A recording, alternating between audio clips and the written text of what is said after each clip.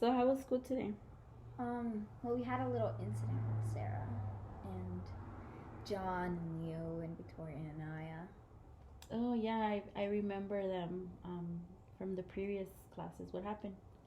Basically, it started with John and Leo. They were making fun of Sarah, and they were telling her all of these things. They were talking to her, and they came up to her after PE when she was just sitting there reading her book, and they came up with Anaya and Victoria, and they just started telling her all these things, and Anaya was provoking her, and so Sarah got mad and called her something, and well then Anaya got even more mad. Victoria wanted Sarah to apologize, and then John and Leo just started attacking her. That sounds like a lot.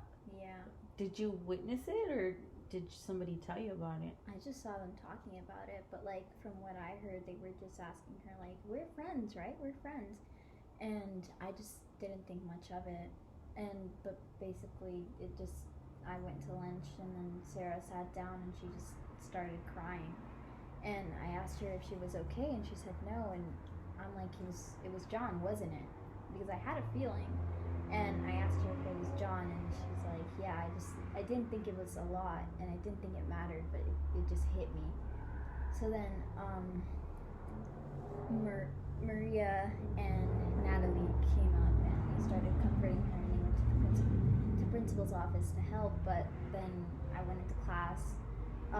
Maria and Sarah are both in my math class, and my teacher was like, "Where are they?" And so this girl, call her Q, um, she just she just came up with this whole thing saying like, "Oh yeah, I guess they had an issue during lunch and they were fighting," and it just caused this whole thing to make them think that they were fighting when it was the complete opposite, and Maria was actually helping Sarah and comforting her. Yeah, so since you saw how she reacted, right? Because you said that um, a group of students surrounded Sarah, right? I don't, yeah, okay. So, how did it make you feel when you heard that Q didn't really tell the story the way that it had happened? Well, it was kind of annoying, and I was really wanting to like say something, but I don't know. I just didn't want to. I don't know. It was just really annoying because like I didn't see Q throughout all of lunch, so why would she say something about the situation when she wasn't even there? Yeah, it sounds like she just made it up. Yeah. Yeah, and especially you have had witnessed it, or at least the outcome of it. You know, you were there to see Sarah's reaction to what had happened to her. And did you do anything to help Sarah during lunch?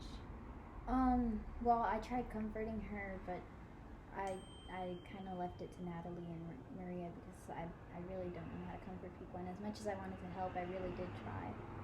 But why do you say you don't know how to comfort people? I don't know. I like I didn't know how to take the situation kind of, and I was still kind of processing exactly, trying to figure out what had happened between them. Like I knew John had something to do with it, but Yeah, it sounds like it was a really tough situation to be in, especially for Sarah, if they all came at her like that. But I mean, what do you think comforting people, like, what do you think that means?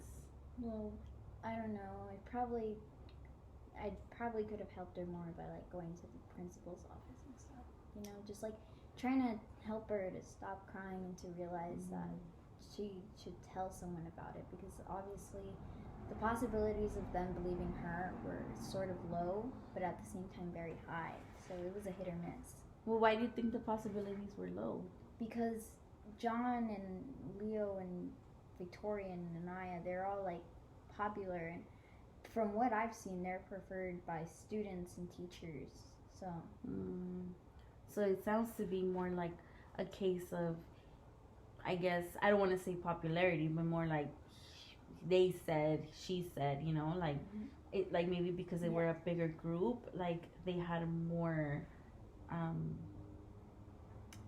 I guess you felt like they were gonna have more, like weight, I guess, yeah. exactly.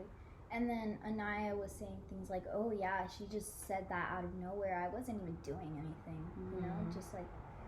That wasn't very nice, and I don't think that made Sarah feel well. I mean, obviously, you told me that she had cried. Mm-hmm. Well, what do you think comforting means? I mean, I already asked you this question, but I want you to answer me. Like, if you were in that situation, like, what would make you feel well, like, good?